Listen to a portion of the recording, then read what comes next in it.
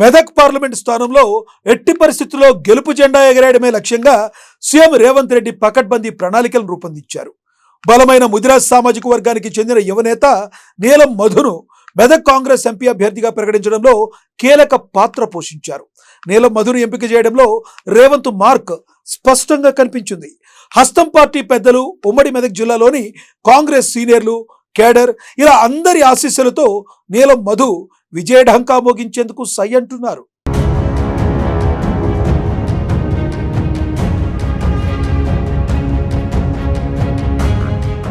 నీలం మధు మెదక్ పార్లమెంట్ స్థానంలో కాంగ్రెస్ తరపున తలబడబోయే అభ్యర్థి. ఈ యువనేత మధు సీఎం రేవంత్ రెడ్డి సంధించిన కొత్త అస్త్రమని చెప్పడంలో ఎలాంటి అతిశయోక్తి లేదు. మెదక్ పార్లమెంట్ స్థానంలో హస్తం జెండా ఎగరేయడమే ఏకైక లక్ష్యంగా ఆయన్ను ఎంపిక చేశారన్న వాదన బలంగా వినిపిస్తుంది.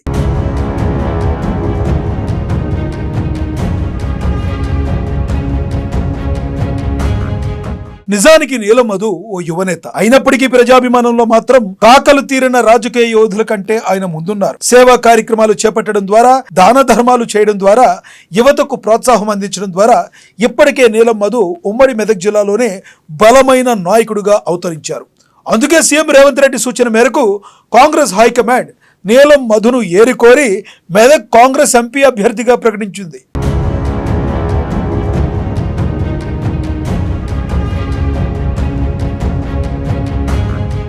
నీలం మధు స్వస్థలం సంగారెడ్డి జిల్లా పటాన్చెరు నియోజకవర్గంలోని చిట్కల్ గ్రామం. 1981 మార్చి 14న ఆయన జన్మించారు. ముదిరాజ్ సామాజిక వర్గానికి చెందిన మధు చిన్న వయసులోనే రాజకీయాల్లోకి ఎంట్రీ ఇచ్చారు.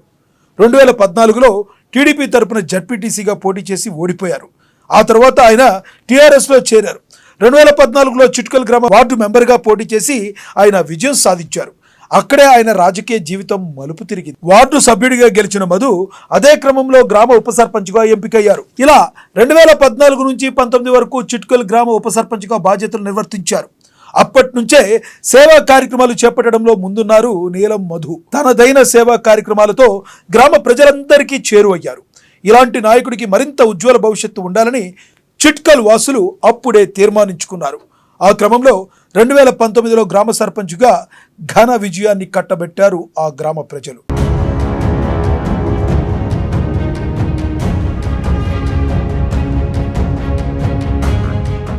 రెండు 2019 నుంచి 5 ఏళ్ల పాటు గ్రామ సర్పంచ్గా తన బాధ్యతలు నిర్వర్తించారు నీలం మధు. తన పదవీ కాలంలో సర్పంచ్ అంటే ఎలా ఉండాలో, ప్రజలకు ఎలా సేవ చేయాలో చేసి చూపించారు మధు. ప్రభుత్వం నుంచి అందే ప్రతి సంక్షేమ పథకం లబ్ధిదారులకు అందేలా చూశారు. నాటి సర్కారు చేపట్టిన హరితహారం లాంటి కార్యక్రమాన్ని గ్రామంలో విజయవంతంగా ఆయన అమలు చేశారు. ఇలా పనిచేస్తున్న క్రమంలోనే సర్పంచ్గా ఆయన పనితీరు అందరినీ ఆకట్టుకుంది. కేవలం గ్రామ సర్పంచ్గా ఉన్న మధు పేరు ప్రఖ్యాతలు జిల్లా అంతటా వ్యాపించాయి. ఒక సర్పంచ్ తన పరిధికి మించి ప్రజలందరికీ సేవ చేయడం రాష్ట్ర వ్యాప్తంగా చర్చనీయాంశంగా మారింది. గ్రామ సర్పంచ్గా ఉన్న మధు పేరు రాష్ట్ర రాజకీయాల్లో మారుమ్రోగింది.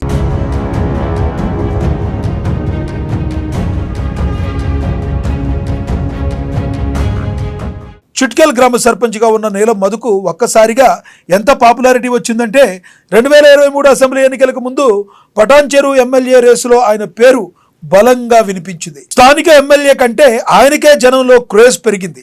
యూత్ అంతా నీలం మధును ఐకాన్గా భావించారు. ఒక దశలో బీఆర్ఎస్ ఎమ్మెల్యే అభ్యర్థి నీలం మధు అని కూడా ప్రచారం జరిగింది. కానీ గులాబీ పార్టీలో జరిగిన కుట్రల్లో ఆయన పేరు వెనక్కి వెళ్ళిపోయింది. దీంతో మధు లాంటి బలమైన నేతను వదులుకోలేక అప్పటి సీఎం కేసీఆర్ స్వయంగా ఆయన్ను పిలిపించుకుని మాట్లాడారంటే మధుకు ఉన్న పాపులారిటీ ఏంటో అర్థమవుతుంది. కేసీఆర్ స్వయంగా మధును బుజ్జగించారు. పార్టీలో తగిన గుర్తింపు ఉంటుందని నమ్మించే ప్రయత్నం చేశారు. కానీ తన 10 ఏళ్ల రాజకీయ జీవితంలో గులాబీ పార్టీ చేసిందేంటో నీలం మధుకు అవగతమైంది. దీంతో ఇక పార్టీని వేడాలని నిర్ణయించుకుని బీఆర్ఎస్కు రాజీనామా చేశారు. ఈ క్రమంలోనే పటాన్చెరు కాంగ్రెస్ ఎమ్మెల్యే అభ్యర్థిగా నీలం మధు తెరపైకి వచ్చారు. కానీ నాటి రాజకీయ సమీకరణాల్లో ఆయనకు హస్తం పెద్దలు టికెట్ ఇవ్వలేకపోయారు. దీంతో నీలం మధు బీఎస్పీ గూటికి చేరారు. పటాన్చెరు బీఎస్పీ ఎమ్మెల్యే అభ్యర్థిగా పోటీ చేసి గట్టి పోటీయే ఇచ్చారు. పార్టీ పరంగా కంటే తన సొంత బలంగా గౌరవప్రదమైన స్థాయిలో అంచనాలకు మించి ఓట్లను సాధించారు.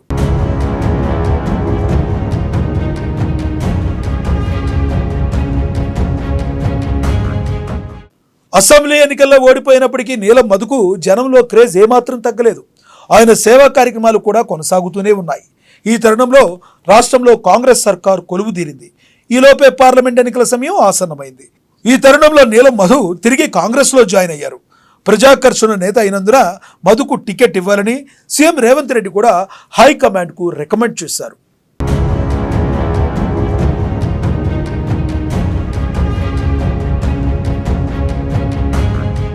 మెదక్ లోక్సభ స్థానం పరిధిలోని 7 అసెంబ్లీ నియోజకవర్గాల పరిధిలో కూడా ప్రతి నియోజకవర్గంలో 50,000కు తక్కువ కాకుండా ముదిరాజోట్లు ఉన్నాయి. ఆ లెక్కన నీలం మధు ఎంపీ అభ్యర్థి అయితే బాగుంటుందన్న అభిప్రాయం జనంలోకి కూడా వచ్చింది. మధు యువనేత కావడం, ముదిరాజ్ సామాజిక వర్గం కావడం కూడా ఇక్కడ బలంగా ఉండడం కనిపిస్తుంది. కాంగ్రెస్ నాయకత్వం భావించింది. అంతేకాదు ఉమ్మడి మెదక్ జిల్లాకు చెందిన సీనియర్లు కూడా మధుకే మద్దతు ప్రకటించారు. దామోదర రాజనరసింహ, జగ్గారెడ్డి, మైనంపల్లి హనుమంతరావు ఆశీస్సులు అందజేశారు. దీనికి తోడు రేవంత్ రెడ్డి మెదక్ ఎంపీ స్థానంలో గెలుపు జెండా ఎగరవేయాల్సిందిగా నిర్ణయించుకున్నారు. బలమైన అభ్యర్థి కోసం చూస్తున్న తరుణంలో నీలం మధు అయితే మెదక్లో కాంగ్రెస్ గెలుపు ఈజీ అని సర్వేల్లో తేలింది. ఇలా అన్ని అంశాలను బేరీజు వేసుకున్న పార్టీ పెద్దలు నీలం మధును మెదక్ పార్లమెంట్ అభ్యర్థిగా ప్రకటించారు.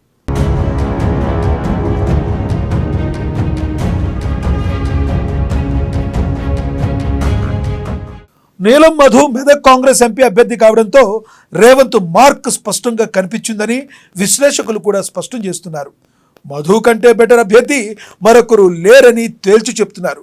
మొత్తంగా సీఎం రేవంత్ రెడ్డి పక్కా ప్లానింగ్తో ఇక మెదక్ ఎంపీ స్థానంలో హస్తం గెలుపు లాంఛనమే అన్న అభిప్రాయం అటు కేడర్లోనూ ఇటు జనంలోనూ బలంగా వినిపిస్తుంది.